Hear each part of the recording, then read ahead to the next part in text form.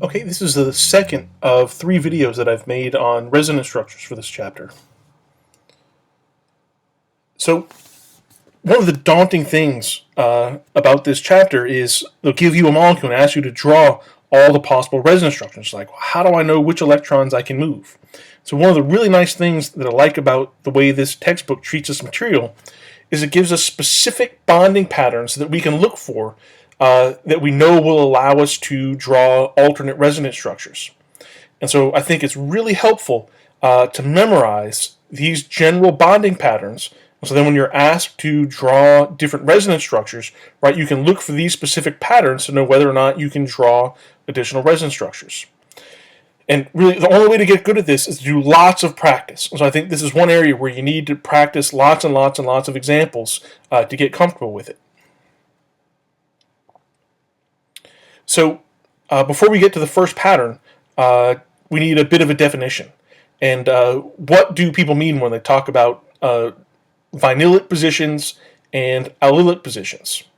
And so these refer to the atoms that are part of the pi bond and next door to the carbon-carbon double bond, right? So if I have this molecule, right, these two carbons are vinylic, or they're vinyl carbon atoms because they're part of the double bond, right? These carbon atoms are all allylic, right? They're one carbon adjacent to the double bond, or they're one away from the double bond.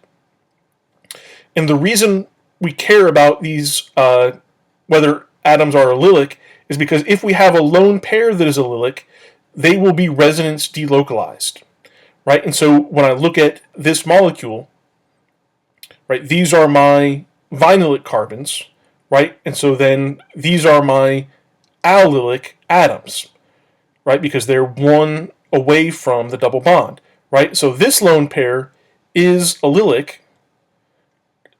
If there's a lone pair here, it would be allylic, right? But this one's too far away. And so the way I kind of do these is it's sort of a 1, 2, 3 as far as counting atoms on the double bond. So if I can start at one end of the double bond, 2 will be the second atom that's part of the double bond. If I can go 3 and find a lone pair, then it's an allylic lone pair. So 1, 2, 3, that's an allylic lone pair.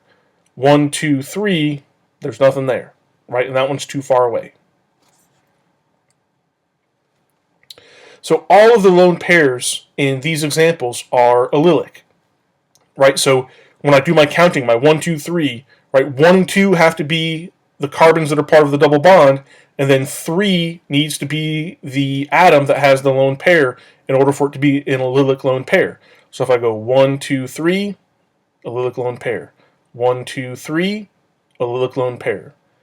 1, 2, 3, allylic lone pair. 1, 2, 3, 1, 2, 3.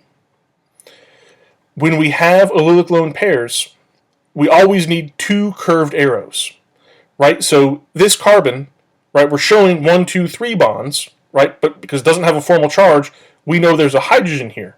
So if I try to take this allylic lone pair and move it down and make a double bond, that would be 5 bonds on this carbon. So we've got to move this double bond to make a lone pair here so that we don't violate the octet rule. So for all of these allylic lone pairs, it's always 2 arrows.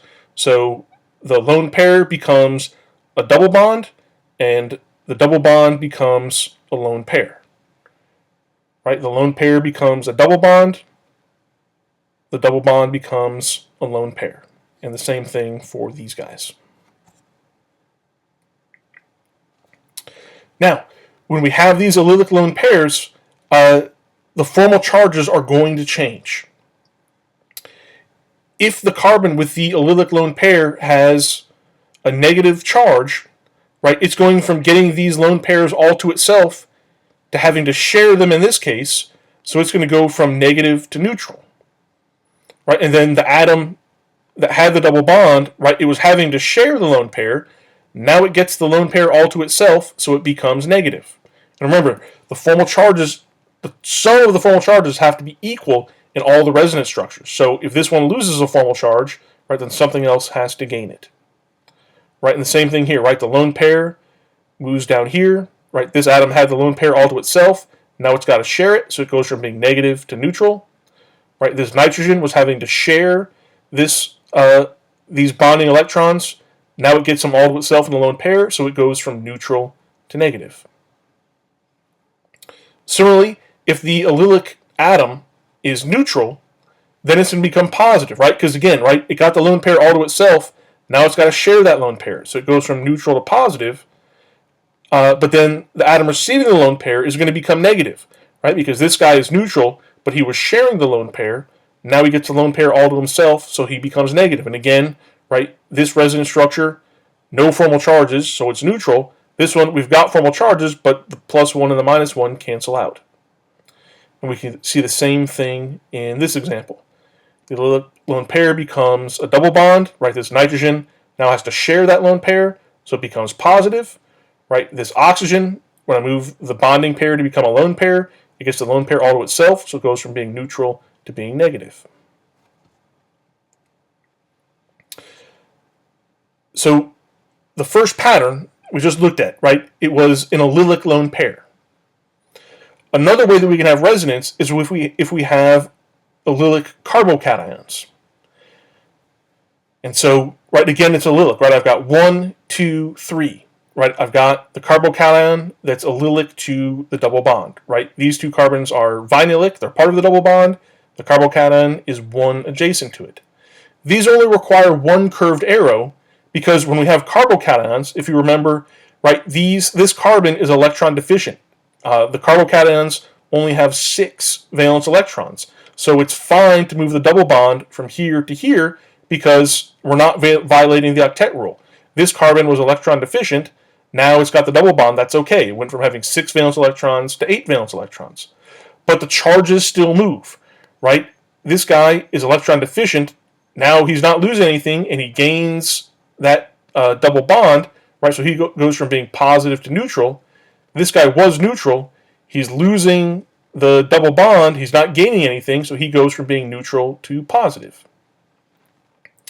And if there are multiple double bonds in the molecule, we might have multiple resonance contributors. So we could first, right, so I've got a positive charge, allylic to a double bond, right? I've got the 1, 2, 3.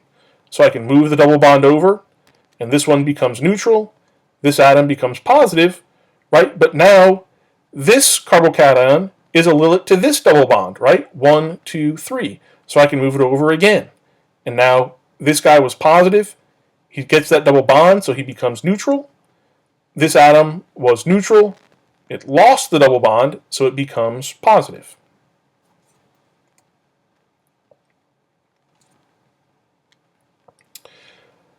Another way that we can do resonance is if we have a lone pair adjacent to a carbocation. So I can take this lone pair, make it a double bond, and that's a perfectly valid resonance contributor.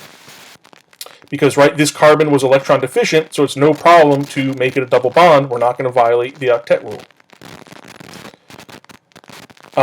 Same thing here. I've got a lone pair adjacent to a carbocation, so I can move that down, make a double bond, right? But now the positive charge moves, right? This oxygen is neutral. 2 bonds, 2 lone pairs, neutral. 3 bonds, 1 lone pair, that oxygen is going to be positive, right? And this carbon was positive, but it picked up that double bond, so it goes to being neutral. Right? This one is actually very closely related to the last one. Essentially, it's the opposite. If I have a pi bond between atoms of different electronegativity, I can move the electrons in the pi bond, or the double bond, from being shared to being a lone pair. And so this is another pattern that we can look for. If I've got oxygen or nitrogen connected by a double bond to a carbon, I think that's the most common example. We can take the lone pair, we can take the bonding pair and make it a lone pair. Right? But again, the formal charges change. Right? This carbon is losing the double bonded electrons, so it becomes positive. Right? This oxygen was having to share these double bonded electrons. Now it gets them all to itself in a lone pair, so it becomes negative. Right? And I think this is kind of interesting. Right? These two structures represent the extreme description of pi bonded electrons between carbon and oxygen. We know oxygen is more electronegative than carbon, so it should have a partial negative charge. Right? This Lewis structure represents having a full negative and positive charge. Right? This Lewis structure represents, right, sharing the electrons equally, right? And so we know that the actual molecule is going to be the combination of these two, and that makes sense, right? It shouldn't be, no charges. It shouldn't be full positive and negative charges, right? The actual structure is going to be a partial negative on oxygen and a partial positive on carbon because oxygen is more electronegative, right? So this is a good example of how the actual molecule is a hybrid of the resonance structures that we can draw. All right, the last pattern that we might look for is conjugated pi bonds in a ring. So if I have alternating pi bonds in a ring, these guys can move around, right? So this bond moves here, this one moves here, and so this is very common in C6H6. This molecule is benzene. This is probably the most famous and important example of conjugated pi bonds in a ring. So the third video that I have on resonance structure is using these patterns to draw the different resonance structures for different molecules. And so I highly recommend you taking a look at that next video. Oh, and I guess before we go, I might print this out, make flashcards of this, right? These are the 5 patterns that we're looking for. It's really important to, and I hate to use the word memorize, but you really need to do it. I think it's really helpful to memorize these 5 patterns because that will help you to be able to draw the resonance structures for whatever random molecule you're given.